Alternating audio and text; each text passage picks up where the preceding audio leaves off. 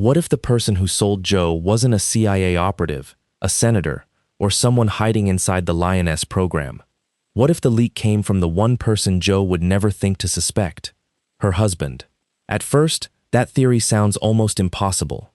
Why would the man closest to Joe betray her? But that's exactly what makes it interesting.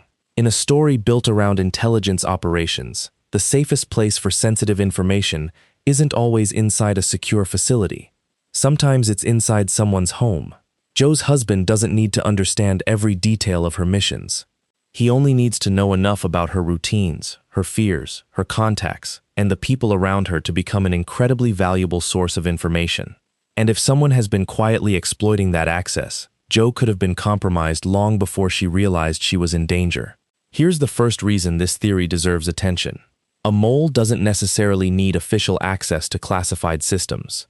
They need access to a person who has access. Joe's husband has something many intelligence officers don't have: proximity. He sees the person behind the operative. He knows when Joe is stressed. He may recognize when something important is happening even when she doesn't explain it. He can notice changes in her schedule. He can know when she's preparing to leave.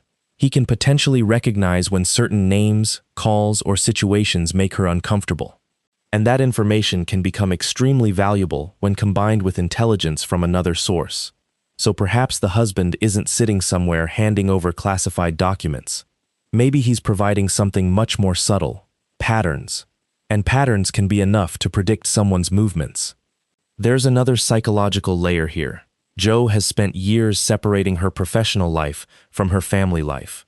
But that separation could actually create a blind spot. Because Joe may believe, my husband doesn't know enough to compromise me. And that's exactly what an enemy would want her to believe. He doesn't need to know the mission objective. He doesn't need to know the target. He doesn't even need to know the location. If someone asks the right questions, seemingly harmless information can become extremely powerful. For example, knowing that Joe is unusually unavailable on a particular night. Knowing she's preparing for something. Knowing when she expects to return. Knowing that she suddenly changed plans. Individually, those details mean almost nothing. Put them together, and they become an operational map. But here's an even more interesting version of the theory. What if Joe's husband isn't knowingly betraying her? What if someone has been manipulating him? That would make the story much darker. Imagine someone approaching him indirectly. They don't say, "Tell us where Joe is." Instead, they ask questions disguised as concern. Is Joe okay? Has she been acting strange? Did she mention where she's going? You must be worried about her. He could believe he's simply talking to someone who wants to help. But the information eventually reaches the enemy. In that scenario, Joe's husband could technically be the source, without realizing he's become part of an intelligence operation against his own wife. And that would make the eventual reveal incredibly emotional, because Joe wouldn't simply be confronting a traitor. She'd have to determine whether her husband was complicit, manipulated, or completely innocent. Because attacking Joe directly is difficult. She is trained. She's suspicious. She's surrounded by professionals. But her family? That's different. Family members aren't necessarily trained to recognize social engineering. They're not constantly looking for surveillance. And they don't live according to the same operational rules. That makes Joe's personal life a potential vulnerability. The enemy may have realized something Joe herself didn't. The easiest way to reach an intelligence officer isn't always through their work. Sometimes, it's through the person waiting for them when they come home. There's another question we have to ask. How much has Joe actually told him over the years?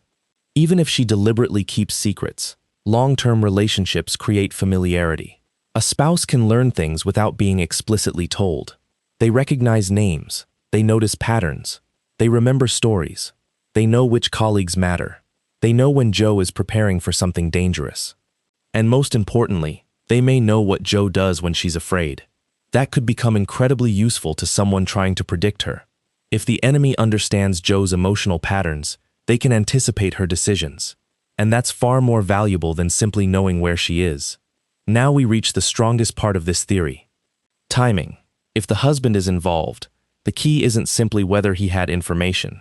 It's whether he had information shortly before Joe was compromised, because that would establish a possible chain. Joe prepares for an operation. Her husband notices something unusual. Information leaves the household. The enemy adjusts its plans. Joe walks into an environment that appears unpredictable. But from the enemy's perspective, it isn't unpredictable at all. They've already been waiting. That would explain why Joe's capture could feel less like an ambush and more like an operation designed around her. Someone may have known what she was going to do before she did it. Now let's take the theory further. What if Joe's husband isn't simply being manipulated? What if he has a connection to someone outside Joe's world? A business relationship, an old acquaintance, a financial connection, a political contact, someone Joe has never considered relevant. That person could act as the bridge between Joe's household and the larger conspiracy. And suddenly, the husband doesn't need to be a professional spy. He simply becomes the access point. That's potentially much more realistic within the show's world. The most effective intelligence networks aren't always built around obvious villains. They're built around relationships. And Joe's husband has perhaps the most important relationship of all. This may be the biggest reason the theory works dramatically. Joe is trained to look for threats. She can interrogate people. She can read behavior. She can identify inconsistencies. But emotional trust creates a different kind of blind spot. Joe may question an operative. She may question an informant. She may question a senator. But would she immediately question her husband? Probably not. And if the writers wanted to create the ultimate betrayal, they would choose someone Joe's instincts tell her is safe. That would make the reveal devastating. Because Joe could discover that her greatest security vulnerability wasn't her enemies. It was the person she trusted enough to stop being an operative around. But there is one major problem with this theory. Why would he do it? A mole needs a motive. Money, blackmail, political pressure, revenge, ideology, or perhaps he's protecting someone else. This is where the theory could become much bigger. Maybe Joe's husband isn't betraying Joe because he hates her. Maybe someone has something against him, a secret from his past, a financial vulnerability, a family member, or information that could destroy his life.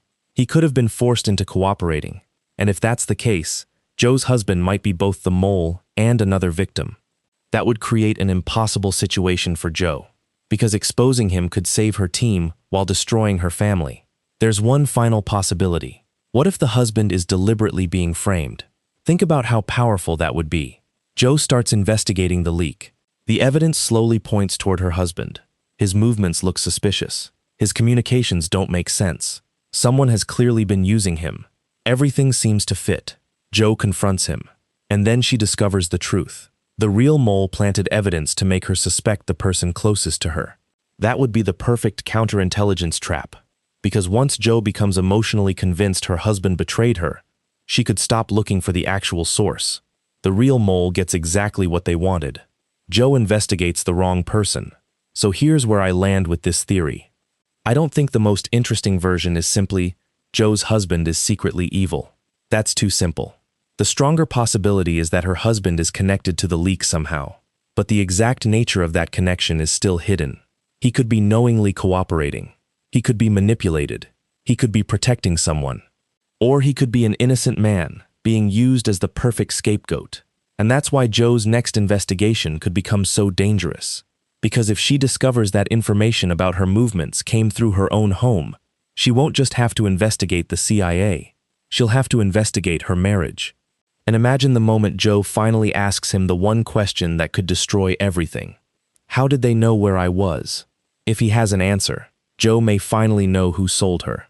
But if he doesn't, then the person who betrayed Joe may still be watching from somewhere much closer than anyone realizes. So what do you think? Is Joe's husband the actual mole, an unwilling informant, or the perfect person being framed for the betrayal? Drop your theory in the comments, because if the husband really is involved, Joe's rescue could become the beginning of the biggest betrayal of her entire career.